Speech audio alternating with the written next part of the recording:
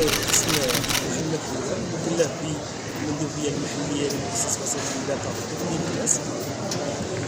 بدايه فمؤسسه وسائط المملكه مؤسسه وطنيه دستوريه تتمتع بالاستقلال الاداري والمالي، تعنى بفض المنازعات الاداريه المتعارضين المواطنين سواء كانوا اشخاص ذاتيين او معنويين او مجموعه اشخاص، والادارات العموميه.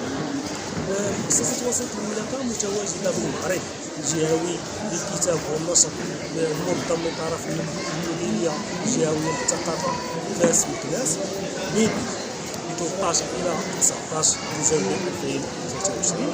تتقدم فيها المؤسسة مجموعة الإصدارات والمنشورات ديالها تتعلق أولا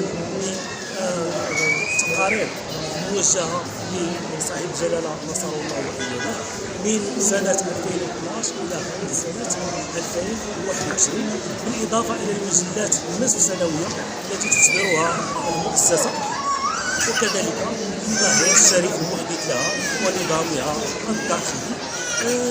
المؤسسة متواجدة بفرع لها بمكناس، توجد بالمدينة القديمة باب بوعماير مكناس، لمن أراد أن يتصل بها مباشرة أو أن يتصل بها عن طريق البريد سواء المضمون أو العادي.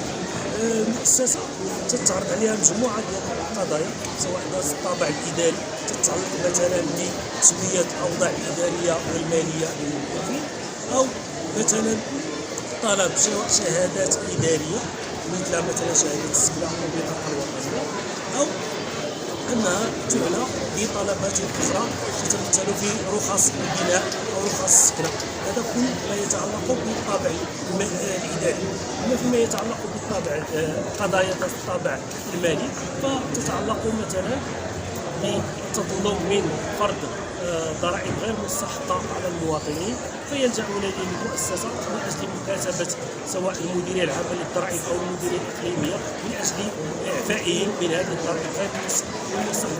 الجانب الثالث والأهم هو أن هناك مجموعة الأحكام القضائية الصادرة لصالح المواطنين، فتمتنع الإدارة الصادرة في مواجهة هذه الأحكام عن تنفيذها. شكرا للسادة الصحفية نجاة النصري على هذه الالتفاتة أو هذا الإخلاب التصريح للمؤسسة بمناسبة تقديم أو عرض مؤسسة وسائط المملكة لرواقها في المعرض الجهوي للكتاب والنشر المنظم بمدينة كراس. شكرا جزيلا للأستاذ المحترم.